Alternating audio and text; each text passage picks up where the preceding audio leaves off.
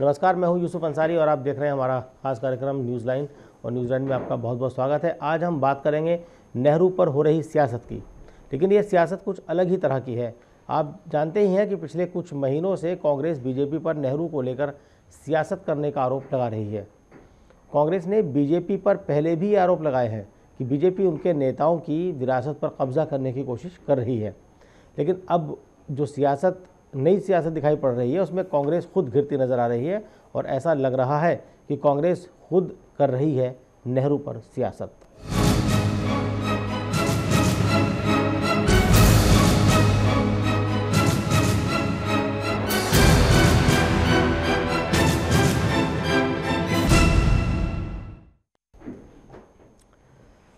कांग्रेस पंडित जवाहरलाल नेहरू की 125वीं जयंती पर 17 और 18 नवंबर को विशेष कार्यक्रम का आयोजन करने जा रही है, लेकिन कार्यक्रम शुरू होने से पहले ही कुछ ऐसा हुआ कि इस कार्यक्रम के आयोजन के मकसद को लेकर ही कांग्रेस घिरती नजर आ रही है।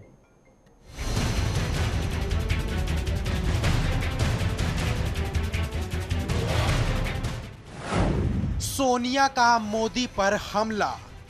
सारी दुनिया जानती है कि हमारे देश के सार्वजनिक जीवन में उनकी जो जगह थी वो अपने में बेमिसाल है। कोई व्यक्ति इतने अधिकार और सत्ता पाकर, लोगों का इतना विश्वास और प्रेम पाकर देश को किसी भी दिशा में ले जा सकता था, लेकिन उनके भीतर न्याय और उदारता की गहरी भावना था।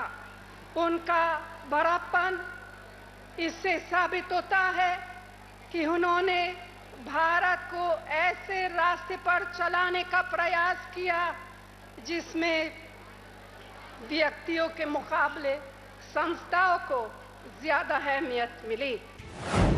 नेहरू पर कांग्रेस की सियासत। क्या गलत राह पर कांग्रेस?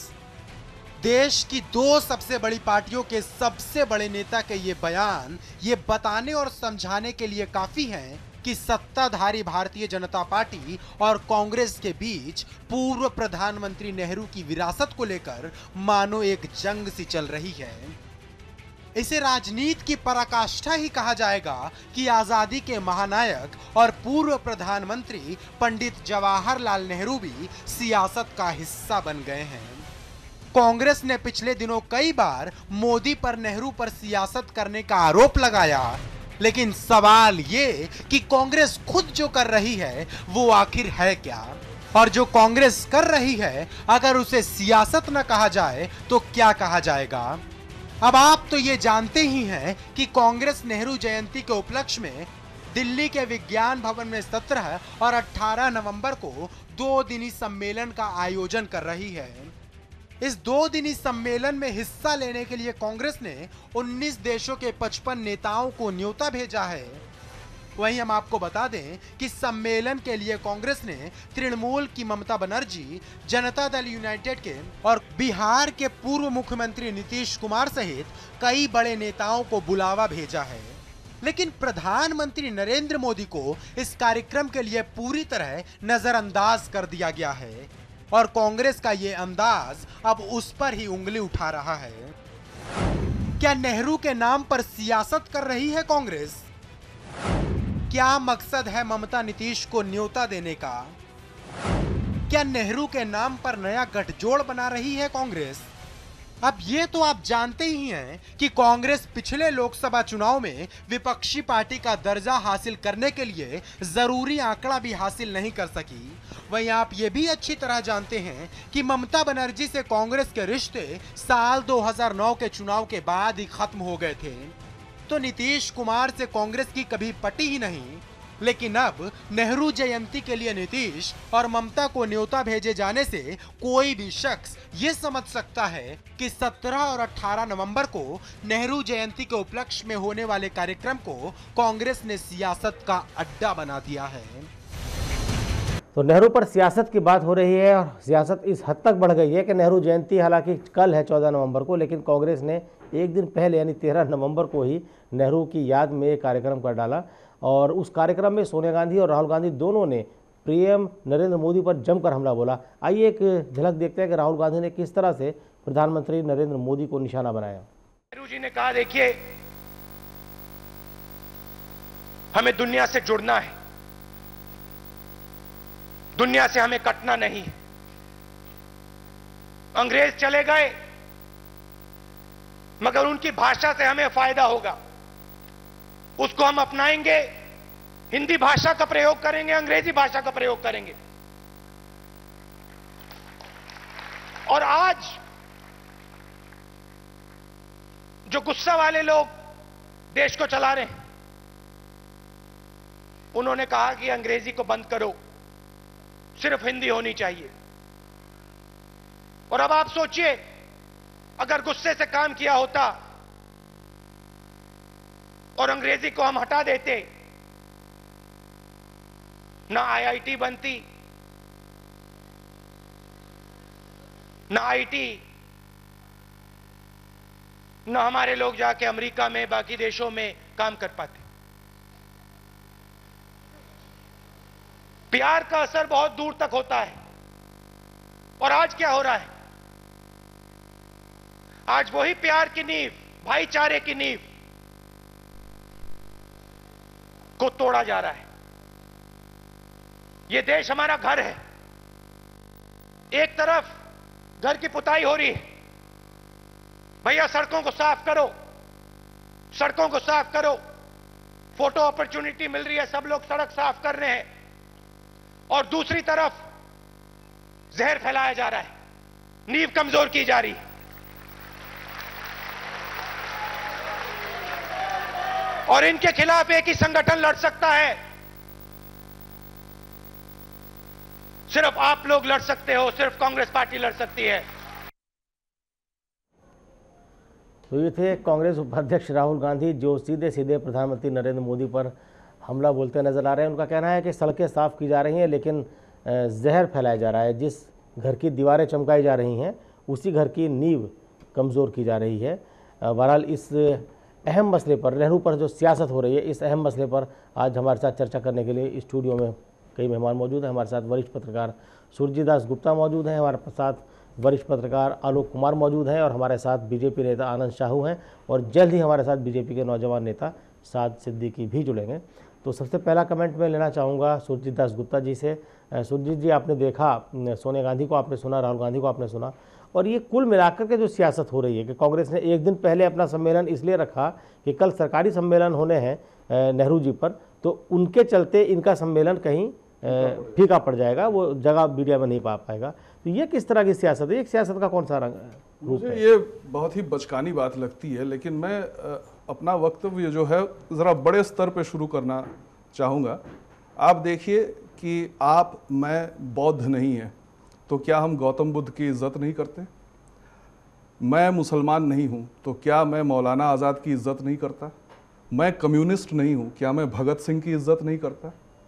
तो इस तरह से हमारे जितने भी महान नेता रहे हैं, चाहे वो धार्मिक नेता रहे हों, चाहे किसी संसदीय पद पर रहे हों, वो किसी पार्टी की बपौती है ऐसा नहीं हो सकता। जो भी उन्हें सम्मान देना चाहे उनका स्वागत होना चाहिए। और जहाँ तक मैं राहुल जी का भाषण सुन रहा था, वो फोटो ऑप की बात कर रहे हैं। कम से कम उनकी ज़ुबान से फोटो ऑप की बात शोभा नहीं देती, क्योंकि किस हद तक उन्होंने फोटो ऑप का इस्तेमाल किया है, चाहे लोकल ट्रेन में फ़ोटो खिंचवाना हो, चाहे किसी दलित के घर में सिर्फ एक बार जाकर फ़ोटो खिंचवाना हो, कहीं पर भी भट्टा परसौल में वो एक बार जाते हैं, फ़ोटो खिंचवा लेते हैं।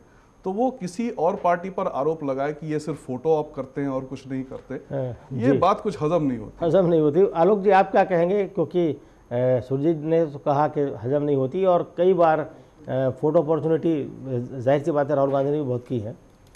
और राहुल गांधी पे कुछ भी बोलना, ये लगता है कि एक ऐसे व्यक्ति पे हम बोलने जा रहे हैं जो पूरी तरह से पॉलिटिकल ट्रैप में फंस चुका है। वो करे तो क्या करे, ना करे तो क्या करे, उसके साथ में सबसे बड़ी समस्या ये आ गई है। लोग लगातार बोल रहे थे कि भाई जगो, आओ सामने। तो एक अच्छा मसला था। नेहरू को अक्रॉस द लाइन, जैसे सुरजीत ने कहा, अक्रॉस द पार्टी लाइन सब पसंद करते हैं, या जो विरोध भी करते हैं तो मानते हैं कि वो कि मॉडर्न इंडिया के जो आर्किटेक्टों में से हैं। आज हमारे जो IIT है, PSUs है, उसमें जो विजन था नेहरू का, उसमें कोई या विश्व में हम जहाँ खड़े हैं आज की तारीख में, और जो आधार मिला है नरेंद्र मोदी अगर 40 नेताओं के साथ एक बड़े सम्मान के साथ जाके वर्ल्ड फोरम पे आज इस वक्त मिल रहे हैं, तो इसके पीछे इस नींव में नेहरू के उस विजन का बहुत बड़ा योगदान है। और इसमें संघ की विचारधारा हो या लेफ्ट की विचारधारा हो, उन तमाम विचारधाराओं में नेहरू को लेकर के विवाद हो सकता है, लेकिन इस कदर विवाद नहीं हो सकता है जो कि उनके लोग उनको एक पारिवारिक विरासत में समेट करके और घेर करके लोगों के सामने पेश करें। तो ये राहुल गांधी की एक बहुत बड़ी समस्या है, या फिर कांग्रेस पार्टी की बड़ी समस्या है कि उन्होंने एक बड़े हस्ती को समेट करके समेटने की कोशिश की है। आनंद जी क्या कहेंगे आप? ये निश्चित रूप से सबसे बड़ी बात मुझे लगी कि हमारे प्रधानमंत्री जी का नाम लिए बगैर कुछ खरी खरी बातें उन्होंने कही, और प्रधानमंत्री जी इतने सौम्य तरीके से कई बातें कह देते हैं, जैसे उनका ये कहना है कि अब वो पार्टी के प्राइम मिनिस्टर नहीं हैं, अब वो देश के प्रधानमंत्री हैं, अब वो देश के लिए काम कर रहे हैं, अब वो दुनिया में जा करके देश को कैसे और मजबूत किया जाए उसके लिए काम कर रहे हैं। अब ये इनकी, मुझे लग रहा है ये कहीं ये डरे हुए हैं कि जिस प्रकार से स्वर्गीय महात्मा गांधी जी का विचारों को लेकर के आदरणीय प्रधानमंत्री जी ने आगे बढ़ा, और सरदार वल्लभ भाई पटेल जी का आदर्शों को जिस तरह से उन्होंने उभारा, उससे कहीं ये लोग भयभीत हैं। इनको लगा कि कहीं अब हमारे चाचा नेहरू साहब का भी जो आदर्श है, जो भी उनके विचारधारा है, उनको लेकर अगर कहीं आगे बढ़ गए देश में, तो पता नहीं कांग्रेस का क्या होगा। मुझे लगता है ये डर है कांग्रेस में, ये डर है कांग्रेस शायद दोबारा इसके कारण आदरणीय प्रधानमंत्री जी को यहाँ तक कि न्योता नहीं दे रहे हैं, और प्रधानमंत्री जी देश के हैं वो। अब उसी प्रकार से चाचा नेहरू जो देश के थे, वो आज़ादी से लेके देश के बागडोर को आगे कैसे ले जाने के लिए उन्होंने जैसे भी वो अपना एक विचार रखे। अब उस विचार में कांग्रेस ने अभी तक पहले क्यों कुछ नहीं किया? चलिए आज जब हर क्षेत्र से उनको लग रहा है कि हम जो है अब कुछ नहीं कर पाएंगे, चलिए उनको ये लगा कि नए सिरे की राजनीति है कि जहां पर महापुरुषों की विरासत पर कब्जा जमाने की कोशिश हो रही है। कांग्रेस को लगता है कि साहब बीजेपी उनके जो पार्टी के महापुरुष थे उन पर कब्जा जमा रही है, पटेल पर जमा रही है, नेहरू पर जमा रही है। मैं इसलिए मैं वही कह रहा था, देखिए राहुल जी का क्या है, मुझे सबसे दुख होता है कि शायद कहीं ना कहीं इनको जो सेवा भाव है ना, उससे जुड़ना चाहिए। आपको तो खुशी होनी चाहिए क्योंकि उन्हीं की वजह से सेवा भाव है नहीं, और ये भाषण जब देते हैं, जो अक्षमता है उसकी वजह से ये भाषण जब देते हैं तो ये खुद गुस्से में लगते हैं, और इनकी जो वार्तालाप है उसमें कहीं भी मैच्योरिटी जो नेशनल लेवल का, इंटरनेशनल लेवल के जो लीडर्स हैं, तो ये तो उनका कहीं दिखता नहीं है। ये तो एक बहुत बड़ा फैक्टर रहा कि आप कांग्रेस के अक्षम नेता की वजह से, बहुत अच्छी बात है, आपके सक्षम नेता और सक्षम हो गए। तो ये कहते हैं, आपको याद है मैंने कहा था कि अब राहुल बाबा आ गए हैं, अब महाराष्ट्र और हरियाणा में सरकार हमारी बहुमत में आ रही है। मैंने ये कहा था पहले, और ये भी कहा था ये जो अपने दिल्ली के चुनाव। जी चलिए हम एक आज कांग्रेस का एक सम्मेलन हुआ नेहरू जी की याद में, और उस सम्मेलन में यही जो हमने सुनाई राहुल गांधी का भाषण, उसमें उन्होंने प्रधानमंत्री पर निशाना साधा और बहुत सारी बातें कहीं। तो हम देखते हैं कांग्रेस की वरिष्ठ नेता मोहसिना किदवई ने इस पूरे मामले में क्या कहा है और नेहरू जी को किस तरह से वो याद करती हैं। इस परिवार की बड़ी खास रही हैं, हमेशा वफादार रही हैं और बड़ी नेता कांग्रेस की हैं। तो आइए सुनते हैं मोहसिना किदवई का क्या कहना है। पार्टी ने नेहरू जी की 125वीं जयंती मनाई तालकटोरा स्टेडियम में। मुद्दे पे बातचीत के लिए मेरे साथ मोहसिना किदवई हैं, कांग्रेस के सीनियर लीडर, उनसे बातचीत करते हैं। मैम, यहाँ पे 125वीं जयंती मनाई गई है, क्या संदेश देने की कोशिश की गई है दिल्ली की जनता को, और कांग्रेस ने अभी इसे सेलिब्रेट किया, क्या संदेश दिया जा रहा है? देखिए, संदेश ये दिया जा रहा है कि जो मेरी नज़र में और कांग्रेस की नज़र में, देखिए सरकारें चलती हैं आइडियोलॉजी पे, सरकारें स्लोगन पे नहीं चलती, सरकारें झूठे वादों पे नहीं चलती, सरकारें चलती हैं आइडियोलॉजी पे और विचारधारा पे। तो आज गांधी की विचारधारा ही को लेके आज कॉन्स्टिट्यूशन में गांधी की विचारधारा की झलक है। और मैं आपसे कहती हूँ जो इस देश को एक तरह से कहना चाहिए ये दिखाया जा रहा है कि हम अलग अलग हैं। मुझे तो हिंदू कहते, मुस्लिम कहते शर्म आती, हम सब एक हैं, हमेशा से रहते आए हैं। तो आज जो ये सब दिखा रहे हैं, आप लोग खुद ही जानते हैं क्या हो रहा है। यही हो रहा है ना कि भाई पोलराइजेशन, है ना। वो पोलराइजेशन क्या इस देश के हक में है? नहीं है। और वही आइडियोलॉजी, वही विचारधारा जो है वो है कांग्रेस की। कांग्रेस चाहती है, और सबसे बड़ी जो ताकत कांग्रेस की मेरी नज़र में, क्या हर एक की नज़र में, इस देश का भाईचारा है। जिसकी जयंती मनाई जा रही, जब उसके ही आप खिलाफ हैं तो फिर क्या ऐसे लोगों को बुलाने की ज़रूरत क्या है? कम से कम एक प्यार और भाईचारा फैले। उससे भाईचारा नहीं, भाईचारा फैलाना हो तो गांधी की तस्वीर पे माला है ना चढ़ाने से नहीं चलेगा, गांधी की विचारधारा मानने से काम चलेगा। बहुत बहुत शुक्रिया। यही थी किदवई जी, मोहसिना किदवई, कांग्रेस के सीनियर लीडर, जिनकी तरफ से ये कहा जा रहा है कि जो लोग गांधी की और नेहरू की विचारधाराओं को फॉलो नहीं करते, उन्हें हम अपने प्रोग्राम में क्यों इन्वाइट करें। कैमरा पर्सन विजय के साथ प्रीत किरण सिंह, चैनल 1 न्यूज़, दिल्ली। थी कांग्रेस की ओल्ड लेडी मगर बोल्ड लेडी, जिन्होंने साफ साफ कहा कि जो नेहरू और गांधी की विचारधारा में यकीन नहीं रखते, उन्हें हम अपने प्रोग्राम में क्यों बुलाएं। आनंद जी, बड़ा गंभीर सवाल है। देखिए, मैंने पूर्व में ही कहा कि इनके मन में जो है एक बहुत ही भयावह जो है स्थिति ऐसी बनी हुई, राजनीतिक रूप से अपंग हो चुके हैं कांग्रेस में, और इनको लग रहा है कि कहीं से एक सूर्य का किरण उनके ऊपर आए और वहाँ से कुछ शायद उजाला दिख जाए, और वो दिखने वाला नहीं है। जो उन्होंने नारा दिया है आदरणीय प्रधानमंत्री जी ने, कांग्रेस मुक्त भारत का निर्माण, भ्रष्टाचार मुक्त भारत का निर्माण, और दुनिया के पटल में गांधी जी का जो विचारधारा था और उसको कैसे स्थापित करना। की तो विचारधारा सत्य और अहिंसा की थी। वही है ना, सत्य और अहिंसा। देखिए, आदरणीय प्रधानमंत्री जी सत्य जो भी है उसी के राह पर चल करके आज यहाँ तक पहुँचे। कोई भी झूठा इंसान इतना उच्च कोटि का राजनीति कैसे स्थापित नहीं कर सकता है जो इन्होंने किया है। आज कलयुग में भी उन्होंने साफ कहा, जो विचारधारा में यकीन नहीं रखते नेहरू की या गांधी की, उसको हम क्यों बुलाएं। और जो उन्होंने कहा, साहब हम तो उन्हीं की विचारधारा पे चल रहे हैं। एक बात बताऊं यूसुफ भाई, ये जो बड़ा चूक जो हुआ है कांग्रेस से, जितना माइलेज ले लें आप, कि इन्होंने लगा कि किसी इवेंट मैनेजमेंट कंपनी के जरिए आप पॉलिटिक्स कर सकते हैं। तो तालकटोरा की घटना एक इवेंट मैनेजमेंट कंपनी की आयोजित घटना थी। अगर सच्चे कांग्रेसी अंदाज में इसका विरोध किया जाता तो यही था कि गुलाब का फूल ले जाकर के प्रधानमंत्री आवास के सामने रख दिया जाता कि 14 नवंबर को आप इस देश में नहीं हैं और किस विचारधारा की बात कर रहे हैं। तमाम कांग्रेस के व्यक्ति जाते, पीएमओ के सामने डालते, और एक उस ढंग का प्रतीकात्मक विरोध हो सकता था जो कि एक वाइबल होता। जिस कांग्रेस की नीति की बात कह रहे थे, महात्मा गांधी की नीति की बात कर रहे थे, तो ये होता। आप लगे उसी एक सेट एजेंडे पे जिसमें कि नरेंद्र मोदी जी जोर जोर से बोलते हैं, उनके हर काम को लगता है कोई इवेंट मैनेजमेंट वाला कंपनी कर गया, लेकिन है नहीं। उन्होंने इस पर काफ़ी रिहाइश की है, काफ़ी तैयारियां की हैं। उनके बॉडी लैंग्वेज से लेकर के तमाम चीज़ें एक उस तरीके से बढ़ते हुए आए हैं। तो आप उनके पैरेलल में इवेंट मैनेजमेंट कंपनी 2 लाइन आपको लिख के दे दे तो आप वो चीज़ नहीं हो जाते। उसके लिए जाहिर तौर पर आपकी उस कांग्रेस के पुराने विचारधारा पर यकीन करना पड़ेगा और उस ढंग के रूल सेट करने पड़ेंगे जो अपने कांग्रेस उस विचारधारा को पकड़े रखती तो शायद ये नौबत नहीं आती। बिल्कुल। मैं 2-3 बातें बताऊं जो सबसे बड़े घटना है कि कोई भी घटना उस समय के राजनीतिक हालात को देख के करनी चाहिए। आज की तारीख में नेहरू को ले जाकर के कश्मीर जाया जा सकता था। कांग्रेस चाहती तो नेहरू को कायदे से ले जाकर के कहती कश्मीर का चुनाव हो रहा है जम्मू कश्मीर में, और अपने को उस ढंग से पेश करती कि हम यहीं के रहने वाले हैं, आपको बनाने में 300 स्पेशल स्टेटस देने में, तमाम चीज़ों करने में। तो 125 साल के जब नेहरू अपने उम्र में होते तो आज 125 साल के होते, तो उन्होंने उस स्टेट के लिए जहाँ भी चुनाव हो रहा है वहाँ उसके लिए उनका क्या योगदान था। अगर इस बात को आज राहुल गांधी कायदे से बोलते तो ये रिफ्लेक्ट होता, उनके मतदाताओं को लुभा पाते।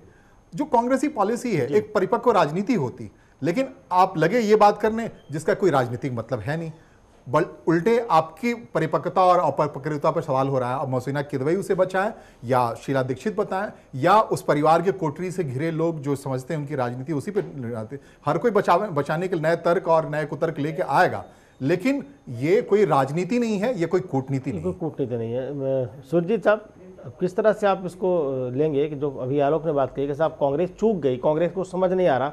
यह बात आनंद साहू भी बार बार कह रहे हैं, हम भी कई बार कहते हैं कि कांग्रेस शायद राजनीति करना भूल गई है, और जिसने देश पे इतने दिनों शासन किया वो देश की नब्ज उसके हाथ में कभी हुआ करती थी। एक उनका नारा हुआ करता था कि साहब जन जन से नाता है, सरकार चलाना आता है। तो शायद वो नाता टूटा है, इसलिए सरकार चलाने का भी जो भ्रम था वो टूट गया है। बिल्कुल। और इसके अलावा विचारधारा की जो बात हो रही है, उसी तर्क को काटने के लिए मैंने शुरुआत में ही भगत सिंह का मिसाल दिया था जी। भगत सिंह की पूरे देश में इज्जत है, इसलिए है क्योंकि वो स्वतंत्रता सेनानी थे। वो इसलिए नहीं है क्योंकि वो कम्युनिस्ट थे। जो कम्युनिस्ट नहीं है, आपको पता है कि कम्युनिस्टों की पहुंच बहुत कम है इस देश में, लेकिन फिर भी आप भगत सिंह की इज्जत देखिए देश भर में है। तो इसी प्रकार सिर्फ विचारधारा की वजह से नहीं, वो देश के पहले प्रधानमंत्री थे नेहरू जी, तो इसलिए उनकी याद करना तो सरकार का कर्तव्य बनता है। कल किसी की भी सरकार बन जाए, बिल्कुल उसी तरह से हर्षोल्लास के साथ, सम्मान के साथ 14 नवंबर को मनाया जाएगा। अब लेकिन इसमें यह भी आप देखिए कि विचारधारा पर टिके रहना यह भी कोई प्रैक्टिकल बात नहीं है। नेहरू जी की कुछ विचारधाराएं ऐसी थी जो कि कारगर साबित नहीं हुई।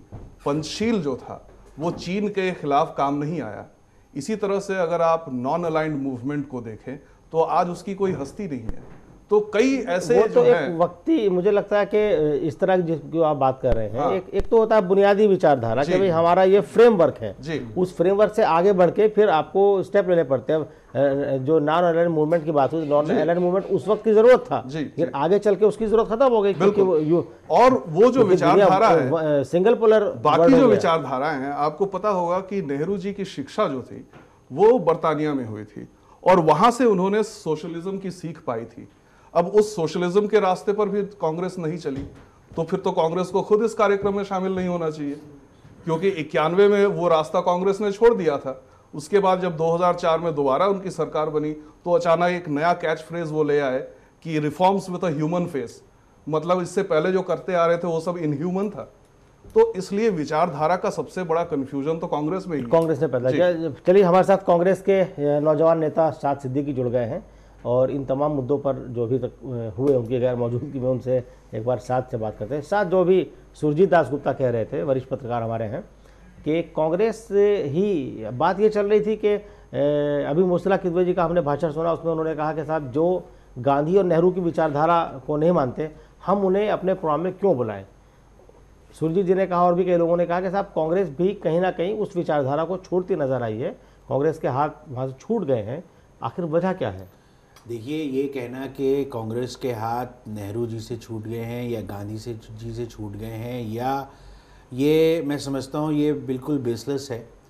आज जिस तरह का प्रोग्राम या जिस तरह की विचारधारा पे कांग्रेस चल रही है, सत्ता में होना या ना होना एक अलग चीज़ है, लेकिन उसके साथ साथ ये मानना पड़ेगा कि आप अपने जिस विचारधारा के साथ चल रहे थे वो विचारधारा पहले भी आपके साथ थी और आज भी आपके साथ है। ये बड़ा अफसोस होता है कि जब आप नेशनल लीडर्स को आप फ्रेगमेंट कर लेते हैं कि ये नेशनल लीडर हमारे साथ है और ये हमारे साथ नहीं है। 2500 करोड़ की एक मूर्ति बनाई जाती है जो कांग्रेस के थे, पटेल साहब के ऊपर आप काम करते हैं, लेकिन आप उनकी जो विचारधारा है, क्या आप उसको मानने को तैयार हैं? क्या आप आरएसएस के खिलाफ काम करने को तैयार हैं? इस बात को वो मानने को तैयार नहीं होते। आज जब इंदिरा जी का जब अभी कुछ दिन पहले हुआ, उसके अंदर आप लोगों ने उसको ऐसे इग्नोर कर दिया कि जैसे कि कोई जो परिवार पिछले तीन पीढ़ियाँ जिसकी शहीद हो गई हो मुल्क के लिए, उसको आप इग्नोर कर देते हैं। उसके बाद आपका आज का जो प्रोग्राम हुआ, वहाँ आपकी तरफ से कोई, बीजेपी की तरफ से कोई, गवर्नमेंट की तरफ से कोई स्टेटमेंट नहीं आता। ये सब दर्शाता है कि मुल्क को आप किस तरफ लेकर जाना चाहते हैं। नेहरू जी की जयंती तो कल है, तो आज कांग्रेस ने एक दिन पहले क्यों किया? कांग्रेस का जो प्रोग्राम था वो कांग्रेस का अपना प्रोग्राम था और कांग्रेस ने उसके अंदर अपने विचारधारा के लोगों को बुलाया। एक दिन पहले क्यों? नेहरू जयंती अगर 14 तारीख को है तो 14 को करना चाहिए, जन्मदिन एक दिन पहले क्यों मना रहे हैं? बिल्कुल वही मैं कह रहा था कि आप कैसे उम्मीद कर रहे हैं एक दिन पहले की बीजेपी के लोग या सरकार के लोग एक दिन पहले अपना सेलिब्रेट कर दें। बीजेपी से कोई एक्सपेक्ट नहीं कर रहा है। हमारी पार्टी बीजेपी से कोई एक्सपेक्ट नहीं कर रहा है। पार्टी का सरकार से भी अगर उम्मीद बताऊं, मैं जो सबसे साहब एक बात सुन लीजिए, सरकार से जब आप मर्यादा पूर्वक अगर कुछ अपेक्षा रखते हैं तो सरकार का मर्यादा को समझिए कि जिस दिन तिथि है उसी दिन करेंगे। आप एक दिन पहले कैसे उम्मीद कर रहे हैं कि सरकार आकर के आप जैसे सेलिब्रेट कर रहे हैं वैसे कर दे?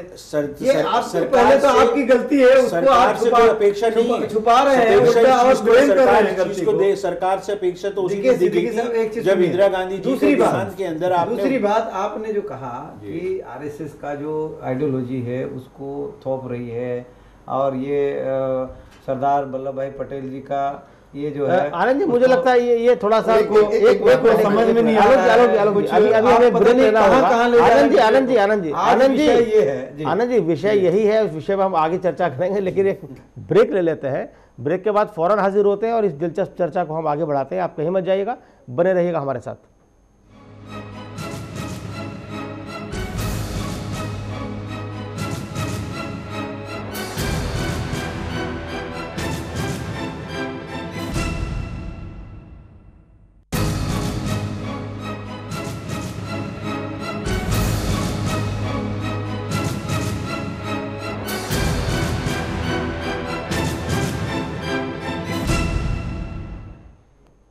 ब्रेक के बाद आपका एक बार फिर स्वागत है हमारी इस खास पेशकश में, जिसमें हम चर्चा कर रहे हैं नेहरू पर सियासत की। और आज कांग्रेस ने नेहरू पर एक कार्यक्रम किया, एक दिन पहले उनके जन्मदिन से एक दिन पहले कार्यक्रम किया, उनको याद किया, तमाम नेता जुड़े। और उसमें हमारे संवाददाता प्रीत किरण ने बात की दिल्ली के कांग्रेस अध्यक्ष अरविंदर सिंह लवली से। आइए सुनते हैं लवली का इस पूरे मामले में क्या कहना है। मेरे साथ बातचीत के लिए अरविंदर सिंह लवली हैं, उनसे बातचीत करते हैं। सर ये बताइए, एक तरफ राहुल गांधी कहते हैं कि प्यार से देश को जीता जाएगा, लड़ाई झगड़े का नहीं लिया जाएगा नाम, जैसे कि नेहरू ने कहा था, और क्यों नहीं फिर बीजेपी को बुलाया जाता है अपने कार्यक्रम में, जो कि 17 और 18 को कांग्रेस ऑर्गेनाइज कर रही है। नेहरू जी ने जिस भारत की कल्पना की थी, बीजेपी की तो कल्पना ही नहीं है। आज देश की राजधानी अछूती नहीं है इस बात से कि जिस तरीके का सांप्रदायिक तनाव देश की राजधानी में हो रहा है, तो बाकी देश उससे कैसे बचेगा। तो आप जिन लोगों की वजह से सांप्रदायिक तनाव हो रहा है, उनको ही आप ऐसी बैठक में बुलाने की बात कर रहे हैं जो सांप्रदायिकता के खिलाफ है।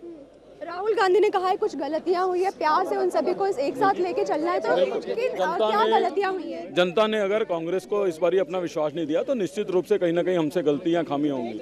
हम सर झुका के उस गलती और खामी को स्वीकार करते हैं और आगे कोशिश करेंगे कि हम जनता की आकांक्षाओं पे खरे उतरे। ये थे अरविंदर सिंह लवली, जिनके साफ तौर पे यही कहना है कि कहीं ना कहीं जनता ने विश्वास जो है वो जनता में खोया है, कांग्रेस ने उन्हें फिर से बनाना है। कैमरा पर्सन प्रदीप के साथ प्रीत किरण सिंह, चैनल 1 न्यूज़, दिल्ली।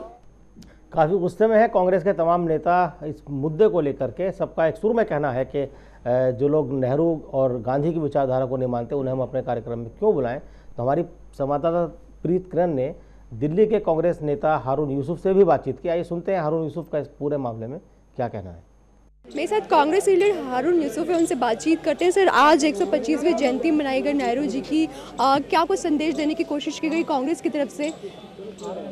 देखिए, नेहरू जी की जो 125वीं जयंती मनाई गई, उसमें संदेश जो सोनिया जी और राहुल जी ने दिया है, वो पंडित जी की ज़िंदगी से, जिन्होंने एक आधुनिक भारत का सपना देखा था, और जिस तरीके से आज देश में सांप्रदायिकता फैलाने की लोग कोशिश कर रहे हैं, ये संदेश लेकर कांग्रेस के कार्यकर्ता यहाँ से गए हैं। क्योंकि कांग्रेस ने हमेशा, चाहे वो देश के विकास की बात हो या दिल्ली के विकास की बात हो, जो काम 15 वर्षों में हमने किए थे, वो नारों में और धोखेबाज बातों में कांग्रेस उसका शिकार हो गई। राहुल गांधी कहते हैं कि प्यार से सबको साथ लेके चलने की बात करते हैं, ऐसे में बीजेपी को क्यों नहीं इनवाइट किया गया, जबकि कांग्रेस ने देश भर के तमाम नेताओं को, विदेशों से तमाम नेताओं को, लगभग 52 नेताओं को बुलाया है, ऐसे में क्यों नहीं मोदी को बुलाया गया, बीजेपी के किसी लीडर को बुलाया गया? अब प्रधानमंत्री देश में नहीं है तो किस तरीके से, कहाँ से आते वो? तो मैं समझता हूँ इसको राजनीतिक मुद्दा ना बना के कांग्रेस पार्टी का फंक्शन था, समझ। कांग्रेस के कार्यकर्ता इकट्ठा हुए थे, कांग्रेस के सीनियर लीडर्स इकट्ठा हुए थे, इसको दूसरा रंग देना। देखिए, उन्होंने जो इशारा किया है, उन्होंने कहा है देश में जो बढ़ती हुई सांप्रदायिकता है, धर्म के नाम पे बांटना लोगों को, जाति के नाम पर बांटना लोगों को, इससे देश की तरक्की नहीं होती है। और जो उन्होंने मंगलयान की बात कही है, जो हमारे माननीय प्रधानमंत्री जी ने कहा था कि 5 रुपये किलोमीटर में मंगलयान चला गया, तो कौन सा अलादीन का चिराग था कि 2 महीने में मंगलयान बन के तैयार हो गया। तो मैं समझता हूँ कि जो गुमराहकुन प्रोपेगेंडा सियासी पार्टियां कर रही हैं, उनके बारे में संकेत दिए हैं उन्होंने कि किस रास्ते पे वो जा रहे हैं। तो साफ तौर पे जिस तरीके से सोनिया गांधी ने कहा है कि सबको साथ लेके चलने की बात है, हालांकि कांग्रेस की तरफ से ये कहा जा रहा है कि अभी जो है सबको साथ लेके चलने की बात की जा रही है। कांग्रेस की तरफ से दिल्ली में चुनाव है, कहीं ना कहीं यहाँ पर एक तरीके से शक्ति प्रदर्शन या फिर कांग्रेस के जो कार्यकर्ता हैं उनको इकट्ठा करने की ये जो है एक योजना है। इस तरीके से जिस तरीके से इस कार्यक्रम का आयोजन किया गया नेहरू जयंती के नाम पे। कैमरा पर्सन विजय के साथ प्रीत किरण सिंह, चैनल 1 न्यूज़, दिल्ली। तो ये थे कांग्रेस के नेता हारून यूसुफ, जिन्होंने भी कहा कि भाई बीजेपी समाज को बांटने की काम कर रही है और नेहरू जी का जो सपना था, जो एक आधुनिक भारत का सपना उन्होंने देखा, नींव रखी, उसमें कहीं ना कहीं डेंट बीजेपी कर रही है। आनंद साहू साहब, कितना सहमत है आप इन दोनों नेताओं की बात से जो आपने सुनी? बौखलाए हुए लग रहे हैं, साफ दिख रहा है, झल्लाहट है, नाराज़गी है, बेतहासा एकदम सूखा रूखा चेहरा दिख रहा है, लटका हुआ, परेशान, कहीं रास्ता नज़र नहीं आ रहा है। तो केवल उनको भारतीय जनता पार्टी को अभद्रता के साथ उनको संबोधित करने के अलावा कुछ है नहीं। और वही घिसा पिटा सांप्रदायिक पार्टी है, ये दंगे फैलाने वाले लोग हैं, यही कह रहे हैं। और जबकि इनके राजकाज में सर्वाधिक दंगे हुए हैं, पूरे देश का रिकॉर्ड उठा के देख लीजिए। अच्छा, और ये बात बार बार कह करके ये अब कोई ये नई बात नहीं है। अब ये कोई नई बात करें कि देश में जैसे उन्होंने कहा एक बात कि नेहरू साहब जो है आधुनिक भारत चाहते हैं, वो हम कर ही रहे हैं। आपकी क्या जरूरत है? आप बैठिए आराम से, अभी शांति आपने 60 वर्ष शासन किया, उसमें गरीबों को आपने कुछ दिया नहीं, ऑर्गेनाइजेशन का ढेर लगा दिया। आज गांव का विकास, गांव की ओर चलो। ये जो सपना था हमारे प्रधानमंत्री जी का, उसको हम पूरा करेंगे। चलिए साहब ये कह रहे हैं कि साहब नेहरू का जो सपना था उसे नरेंद्र मोदी जी पूरा कर रहे हैं। आज जो बौखलाहट मुझे बीजेपी के साथ दिखाई देती है, पिछले अभी कुछ 100 दिन ही हुए हैं, और जितने परेशान ये इस एक प्रोग्राम से दिखाई दे रहे हैं, ये बौखलाहट ये समझाती है कि ये असल में लोगों तक पहुंच के इन्होंने मैंडेट तो हासिल कर लिया, लेकिन जो चीज़ें करनी चाहिए थी वो नहीं कर पा रहे। मेरा पहला सवाल तो इनसे यही है कि हिंदुस्तान के पहले प्रधानमंत्री की 125वीं जयंती, और वहाँ प्रधानमंत्री हमारे मौजूदा वो हमारे मुल्क में मौजूद नहीं है, तो ये कैसा अन्याय है? जिन लोगों ने मुल्क को आज़ाद कराया, आपके दिल में उनके लिए इतना सम्मान नहीं है कि आप इंटरनेशनल समिट अपनी कैंसिल नहीं कर सकते? आपको उन्हीं दिनों में रखनी है वो जिन दिनों के अंदर 125वीं जयंती रखी जा रही है। अगर ये दूसरी बात, अगर ये इस बात नहीं, पहले एक मिनट पहले मेरी बात पूरी होने दें। अगर आप इस बात को मानते हैं, तमाम देश के लोग मिलकर, अगर आप इस बात को मानते हैं कि आपके यहाँ पर आप वाकई सम्मान करते हैं, तो मुझे खुशी होगी कि 2500 करोड़ की जब आप हमारे पटेल साहब की मूर्ति लगवा रहे हैं, तो एक 2500 करोड़ की हमारे पहले प्रधानमंत्री की उससे पहले मूर्ति लगनी चाहिए होती, उसके साथ साथ महात्मा गांधी जी की मूर्ति लगनी चाहिए होती। लेकिन अफसोस ये है कि इन्होंने मुल्क के फ्रीडम फाइटर को इतने हल्के में ले लिया कि जिन लोगों ने इस मुल्क को आजाद कराया, आप उनको कैटेगराइज कराकर आप उनको अलग अलग देखिए, अभी तो सिर्फ सरदार वल्लभ भाई पटेल जी का स्टैचू लगा है, तब इतना गुस्सा है। अगर हम और दोनों को लगा देंगे तो आपके पास तो और कुछ रहेगा ही नहीं। यानी आप पहले ही परेशान हैं कि आपने सरदार पटेल जी का क्यों लगा, यानी कैटेगराइज करने के लिए काम कर रहे हैं, देश को आगे बढ़ाने का काम कर रहे हैं। आनंद जी, तब आप परेशान। मैं आलोक जी के पास आना चाहूँगा। आलोक जी, जो सभी साध ने जो बात कही कि साहब नेहरू की लगाते, गांधी की लगाते, तो खैर ये तो इनको सोचना चाहिए था, इतने दिन सत्ता में थे। और सवाल ये है कि क्या ये मूर्ति लगाने का कंपटीशन से देश का भला होगा? शायद के दो बातों पे आपत्ति है कि अब तक उस फ्रेम से नहीं निकल कर आ पा रहे हैं। कांग्रेस पार्टी की मजबूरी है, उनको लग नहीं रहा है कि 100 दिन से या 150 दिन से ज्यादा बीत गया उनको सत्ता से गए हुए। उनको लगता है अभी भी वही अधिकारी हैं कि नेहरू की जयंती मनेगी तो वो कांग्रेस पार्टी ही मनाई जाएगी, चेयरपर्सन जो यूपीए की वो आके उद्घाटन करेंगी और फिर बाकी देशों में तालियां बजाएगा। जबकि नेहरू आइकॉन है पूरे देश के और उसको उस ढंग से पेश किया जाना चाहिए। सरदार पटेल आइकॉन है पूरे देश के, उनको उस तरीके से पेश किया जाना चाहिए। और कम से कम एक जो शालीनता कहती है कि उनके परिवार से जुड़े लोग, उनके वंश से जुड़े लोग किनारे हो जाएं और अपने जो अच्छे नेक काम करने वाले लोग हैं उनको पूरे देश के लिए खोल दें। तो ये कांग्रेस की चूक है। और दूसरी बात मैं कह रहा हूं, साथ में भी आपका लौटूंगा। हाँ, और उसके बाद मैं कह रहा हूं शायद ये कि प्रधानमंत्री किसी एक जयंती के लिए खुद वहां हाजिर हों तो पूरी व्यवस्था किस काम के लिए? ये जरूरी भी नहीं है। और दूसरी बात और पूरा देश के जो 125 करोड़ या 134 करोड़ आबादी हो गई है, G20 जैसा वो उनके ऊपर उनका दायित्व नहीं है कि आइकॉन का अपने तरीके से मनाए, या फिर वो एक प्रधानमंत्री सारा काम छोड़ करके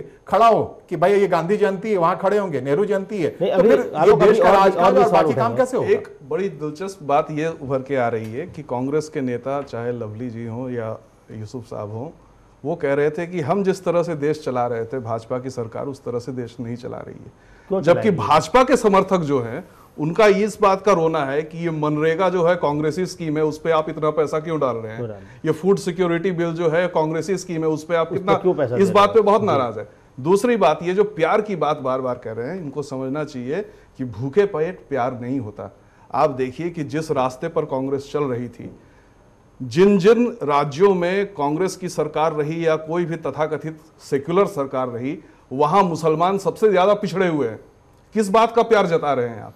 और इसी सिलसिले में मैं ये कहना चाहूंगा, सेक्युलरिज्म की बात, ये नेहरू जी की विचारधारा की बात कर रहे हैं।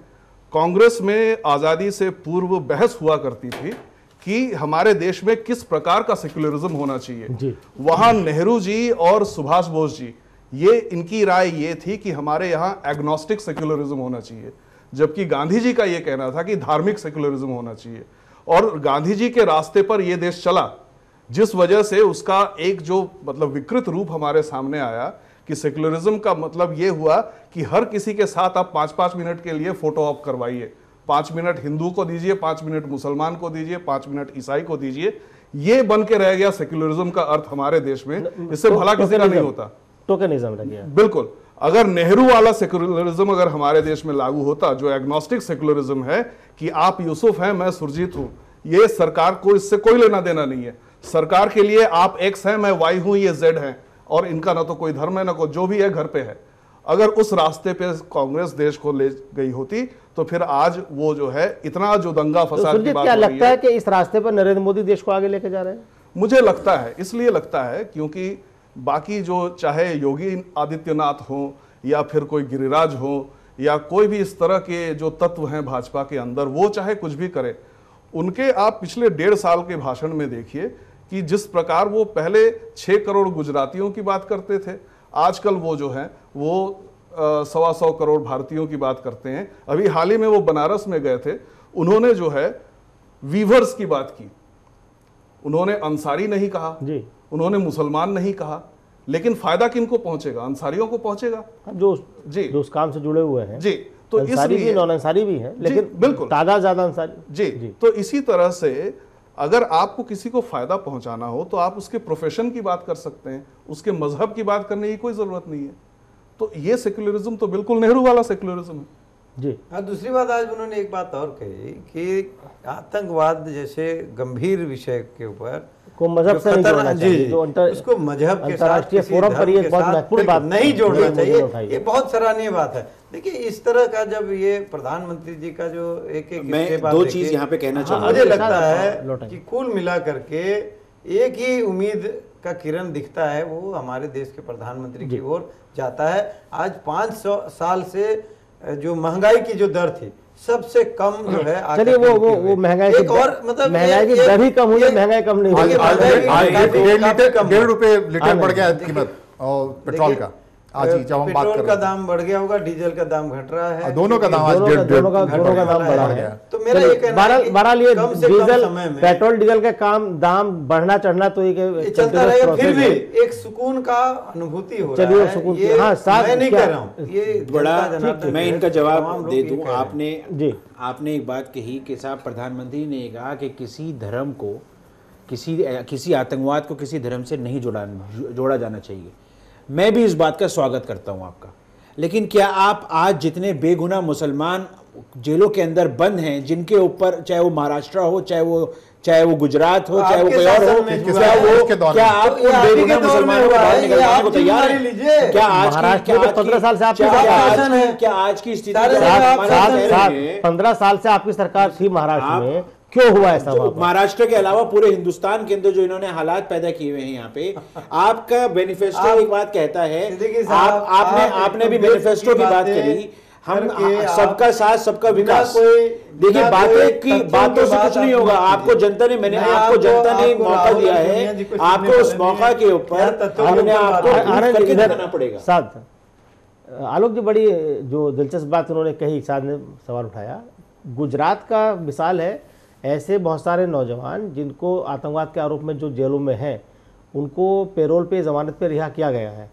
लेकिन महाराष्ट्र में इसके उलट अगर आप देखें तो महाराष्ट्र में नहीं किया गया। एक जो क्या नाम है उनका, एक बहुत ज़ईफ औरत है जो 1993 के बम कांड में 70 साल से ज़्यादा की उनकी एज है, और कांग्रेस के नेताओं ने संजय दत्त को पैरोल दिलाने की शुरुआत मुहिम चलाई कि उनके लिए मुहिम नहीं चलाई, जबकि वो महेश भट्ट ने एक मुहिम चलाई थी कि भाई एक बुजुर्ग औरत को दी जाए। बात बताऊं, तो कांग्रेस का ये जो चेहरा है और ये जो दोहरी नीति है, ये बीजेपी पे आरोप लगाना और खुद वही काम करना। दूसरी सुरजीत ने एक बेसिक बात कही, जिस बनावट से कांग्रेस बढ़ी चली आ रही है, या कांग्रेस ही क्या, ये जो यहाँ पावर का जो कैरेक्टर हो गया है, वो कैरेक्टर है कि टोकनिज्म, कि मैं आपके साथ खड़ा हूं लेकिन न्याय दिलाने के लिए खड़ा हूं, सिर्फ इस बात के लिए खड़ा हूं कि आपको किसी न किसी तरीके से मोहित कर लूं और वोट के दिन में आप मेरे लिए मुझे लगता है कि कांग्रेस ये टोकनिज्म जो पावर जो जितने देर तक रहा है, उसके अंदर ये करप्शन ज्यादा आया है। अगर बीजेपी का अब सिलसिला शुरू हुआ है, हो सकता है कि इस कैरेक्टर पावर का हर मुल्क का एक कैरेक्टर होता है, कहीं ये भी बीजेपी के अंदर मुझे लगता है कांग्रेस ने वो दिखाने के लिए भी साथ खड़ा होना छोड़ दिया है। अभी मिसाल के तौर पे पंडित सरदार वल्लभ भाई पटेल की भी जयंती गुजरी है, तो सरदार वल्लभ भाई पटेल कांग्रेस के बड़े नेता थे, लेकिन इतने दिन से कांग्रेस हम कवर कर रहे हैं, कभी हमने एआईसीसी में सरदार पटेल के नाम पे कोई कार्यक्रम नहीं देखा। मौलाना अबुल कलाम आजाद सरदार पटेल इतने बड़े कांग्रेस के नेता है। जब नेहरू प्राइम मिनिस्टर बने, एक मिनट सवाल पूरा कर लेता हूँ, जब नेहरू प्राइम मिनिस्टर बने तब मौलाना आजाद कांग्रेस के प्रेसिडेंट थे, लेकिन उनकी जो मजार यहीं जामा मस्जिद के पास है, वहां कभी सोनिया गांधी या राहुल गांधी कभी नहीं गए। वहां पर कांग्रेस का कोई नेता नहीं गया। कल के दिन वो मोदी चले जाएंगे तो इनको आपत्ति हो जाएगी। पहले शिक्षा मंत्री थे, पहले शिक्षा मंत्री थे, जो आपने बात की थी IIT उन्हीं की देन, उनका कॉन्सेप्ट था पूरा। तो इस तरह से कांग्रेस ने अपनी ही विरासत को एक तरह से धूल धूसरित कर दिया है, और अब आरोप ये लगता है कि साहब दूसरे लोग हमारे नेताओं को। एक बड़ी बात बताऊं, आप जो कह रहे हैं तो कहते कहते आप भूल गए कि इनको आज के कांग्रेसी को तहे दिल से, अगर 150 दिन पहले इस देश के प्रधानमंत्री कौन थे, उनके बारे में 4 बात बोलने के लिए बोल दीजिए आप, कि उनके स्तुति गान में कुछ बोल दें। और ऐसा नहीं है कि वो व्यक्ति इस देश का बड़ा व्यक्ति है, लेकिन जापान ने सिविलियन अवार्ड दिया है, आप उनकी बात इनके सामने जिक्र छेड़ दें, ये कतई नहीं बोलेंगे। अगर आप नरसिम्हा राव की बात कर दें, कतई नहीं बोलेंगे। आप लाल बहादुर शास्त्री की बात कर दें, कतई नहीं बोलेंगे। आप और हमें परिवार से होना चाहिए। हाँ, और उस परिवार के जो व्यक्ति जो इस फ्रेमवर्क से बाहर था, नेहरू ने नहीं देखा कि उसके नाम पे उसके वंश के लोगों ने क्या किया, लेकिन वो बचा पड़ा था, उसे भी आज लपेट रहे हो आप और कह रहे हो कि नहीं परिवार की विरासत है और 125वीं जयंती हम मनाएंगे। भाई बाहर आने दो, और अब भी सीखो कम से कम जो स्थितियां हैं, देश की जनता ने जिस तरीके से नकारा है। 60 साल के बाद तो किसी क्रिएटिव वर्क पर कॉपीराइट भी खत्म हो जाता है। बिल्कुल, जो स्थिति, मुझे बड़ा यही कहानी, बड़ा अफसोस के साथ कहना पड़ता है कि आप जिस परिवार की 3 पुश्तें इस मुल्क के ऊपर शहीद हो गई, आपको क्या आपत्ति है कि अगर उस परिवार के बारे में हम क्यों ना कहें? आप मुझे एक रीजन बताएं कि उसके लिए क्यों ना कहा जाए। क्या ये नंबर 1 नहीं, इन्होंने शहादत पाई है, शहादत दूसरी बात साथ देखिए, ये एक बहुत लंबी बहस है, मैं उस बहस में नहीं जाना चाह रहा हूँ। मेरा आज सिर्फ तर्क ये है कि 125 जिस मौजूद तमिलों को बचाने जाते हैं श्रीलंका में और उन्हीं को मारने लगते हैं, उन्हीं के हाथों में मारे जाते हैं। 2 बयान अभी दिखाए इन्होंने, एक लवली के दिखाए और एक हारून यूसुफ के दिखाए।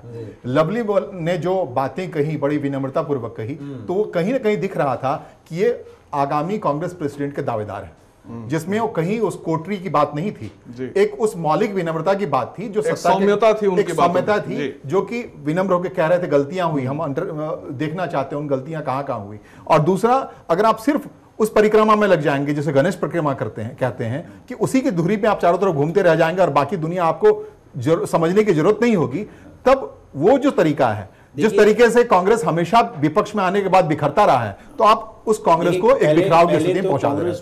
विपक्ष में आज पहली बार नहीं आया, जब भी आया तब भी, लेकिन ये हकीकत है, जब भी कांग्रेस विपक्ष में आई है, कांग्रेस में वर्टिकल डिवीजन हुआ है। आपका ये कहना कि साहब पहली बार कांग्रेस अपोजिशन में नहीं बैठा है।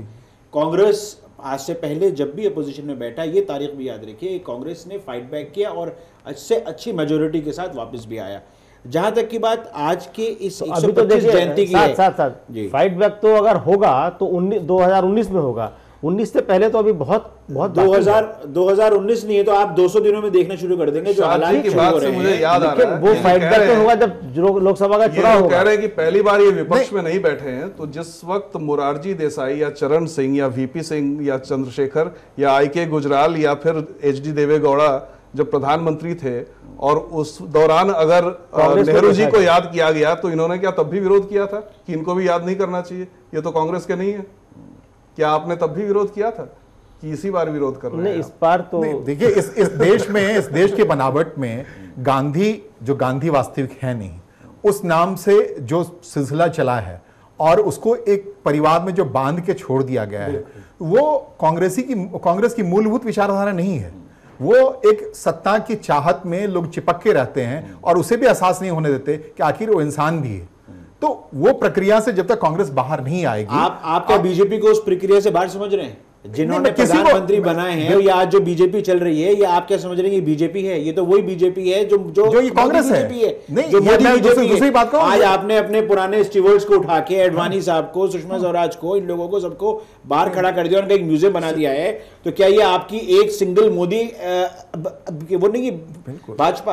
आपको ये बात समझना होगा। नरेंद्र मोदी ने ठीक उसी तरह अपने बुजुर्गों को ठिकाने लगाया है जैसे सोनिया जी ने नरसिम्हा राव और केसरी को लगाया। उनको किसी को ठिकाने नहीं लगाया, लेकिन बीजेपी में खुला जो काम हुआ है, सीताराम केसरी को बाथरूम में बंद कर दिया। हो सकता है उस वक्त आप कांग्रेस में लाओ और एक्टिव पॉलिटिक्स बनाओ, लेकिन हम लोग से सुन रहा हूँ। लेकिन आनंद जी को आज विषय ये है, आज का जो विषय है कि कांग्रेस के जो युवा हैं, नेता राहुल गांधी जी और सोनिया मैडम, दोनों का भाषण क्या रहा, और दोनों मिलकर के जो अपने कार्यकर्ताओं को जो संवाद किए, उसका थीम जो है वो ऐसा लग रहा था जैसे कि अब कोई रास्ता नहीं है, एक रास्ता एक मिला है अभी, और इसको कहीं ऐसा ना हो कि बीजेपी की तरफ चला जाए अभी।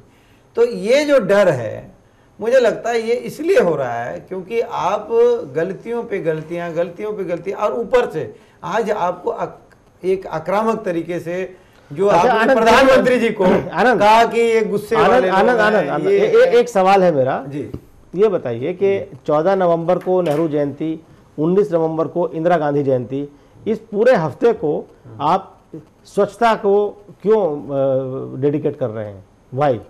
देखिए, एक बात बताऊं, इसके पीछे क्या रीजन? देखिए, मैं एक साफ बात कह रहा हूं कि आज के जो हमारे प्रधानमंत्री हैं देश के, माननीय नरेंद्र मोदी जी, उनका ये कहना है कि किसी न किसी रूप में अपने जनता को, जन को, देश को कुछ ना कुछ दो, फोटो खिंचवा, कोई भी मौका उसमें, चाहे कोई एक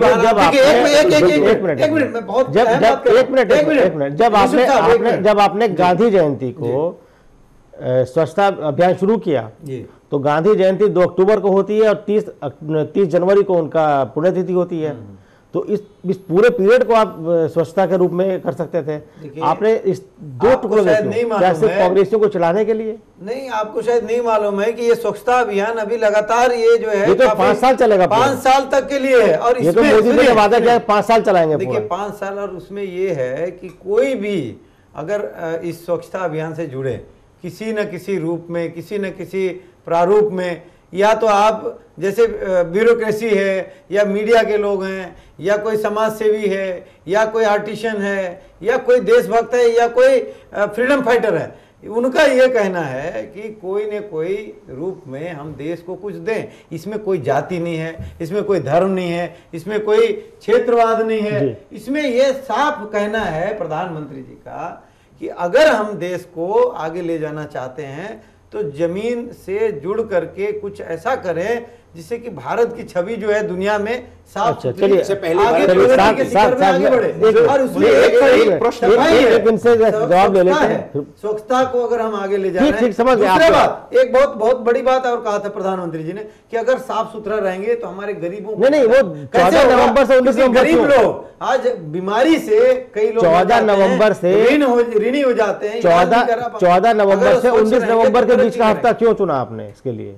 देखिए अगर क्या प्रधानमंत्री सफाई को लेकर नेहरू जी का विशेष प्रेम था या इंदिरा गांधी को का विशेष प्रेम था सफाई को लेकर? सबसे बड़ी बात, सबसे बड़ी बात चलिए मैं आपने 1 2 3 बातें बता दी, सीधा जवाब दे रहा हूं। एक मिनट, मैं ये कह रहा हूं कि प्रधानमंत्री जी का ये कहना है कि जो भी हमारे देश के लीडर रहे, चाहे बियॉन्ड अक्रॉस द पार्टी, चाहे वो कांग्रेस के रहे हों, चाहे वो कोई भी अक्रॉस द पार्टी का मतलब, मैं ये कह रहा हूं कि उनका ये कहना है कि हर एक लोग देश के लिए कुछ ना कुछ करने का कोशिश किया, चाहे वो जैसे भी किया, जितना किया, लेकिन आज उनको ये कहना है कि हो सकता है उनका सपना हर एक लोगों का रहता है, समझ गया, भारत उत्कृष्ट हो, उसके लिए उन्होंने हर एक आनंद जी हो गया लीडर्स को आगे रख करके कहा कि भाई सब जुड़ो। जो मोदी सरकार ने फैसला किया कि 14 नवंबर से 19 नवंबर इस एक हफ्ते को पूरी तरह से स्वच्छ भारत के लिए अभियान चलाएंगे, पूरे हफ्ते विशेष अभियान, इस पर आपको क्या आपत्ति है? आपके 2 बड़े नेताओं की जयंती है, 2 पूर्व प्रधानमंत्रियों की जयंती है एक हफ्ते में, तो इस पर क्या आपत्ति कांग्रेस को है? देखिए, मसला सिर्फ सफाई अभियान का नहीं है। मसला ये है कि इन लोगों को सिर्फ फोटोशूट करा के और कुछ लोगों को एम्बेसडर्स बना के और वहाँ पर उनके, और आपका आजकल सोशल मीडिया पे रोज़ देख रहे हैं, क्या इस तरीके से मुल्क की सफाई आप करेंगे?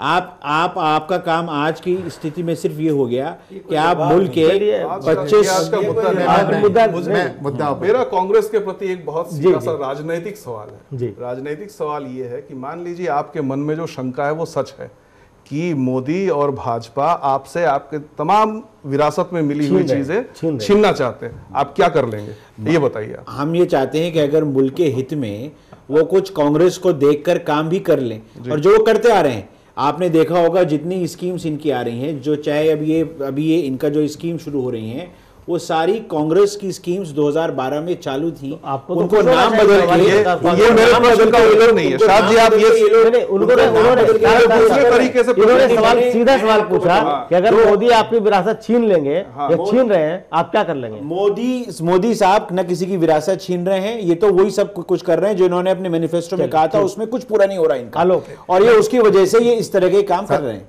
साहब जो बात आप आनंद जी बड़े खूबसूरती से एक बात को मोड़ गए, जब ये बात आ रही थी कि कांग्रेस का आइकॉन को सामने रख करके मोदी अपने आइकॉन्स को भूल रहे हैं। उनका अंत्योदय कहां गया, दीनदयाल उपाध्याय कहां गए, उनके हेगड़ेवार कहां गए, गुरु गोवलकर कहां गए? वो तमाम आइकॉन को किनारे रख करके अमित शाह का एक बयान आया है कि भारतीय जनता पार्टी विश्व की सबसे बड़ी पार्टी बनना चाहती है। तो जाहिर तौर पर बिल्कुल कांग्रेस के नक्शे कदम पर बढ़ रही है और एक मोदी मिक्सिंग का एक फार्मूले के तहत बढ़ रही है, जिसमें हर कोई भारतीय सत्ता के सामने बौना नजर आए और जो सत्ता में बैठा शख्स है वो सबसे बड़ा। चलिए आलोक जी, बहुत बहुत शुक्रिया सभी मेहमानों का इस कार्यक्रम में हिस्सा लेने के लिए। मोदी सरकार से पहले अपने 1 दशक के कार्यकाल में यूपीए या यूं कहें कि कांग्रेस सरकार ने ऐसे फैसले किए जिससे उसकी बहुत ज़्यादा किरकिरी हुई, और अब अपने कार्यक्रम में प्रधानमंत्री नरेंद्र मोदी को न्योता न भेजकर कांग्रेस ने कोई सही फैसला नहीं किया है। जानकारों का तो कम से कम यही मानना है। ऊपर से नेहरू के कार्यक्रम के बहाने कांग्रेस जिस सियासत की खिचड़ी पकाती नजर आ रही है, वो भी उसका भला नहीं करती दिखाई पड़ रही। अगर वास्तव में कांग्रेस ने सियासत के लिहाज से इस कार्यक्रम का आयोजन किया है, तो ये उसकी दयनीय और कमज़ोर हालत को बयां करने के लिए काफ़ी है। तो आज न्यूज़ लाइन में इतना ही, कर फिर मुलाकात होगी किसी और मुद्दे और कुछ और मेहमानों के साथ। तब तक के लिए मुझे दीजिए इजाज़त। नमस्कार।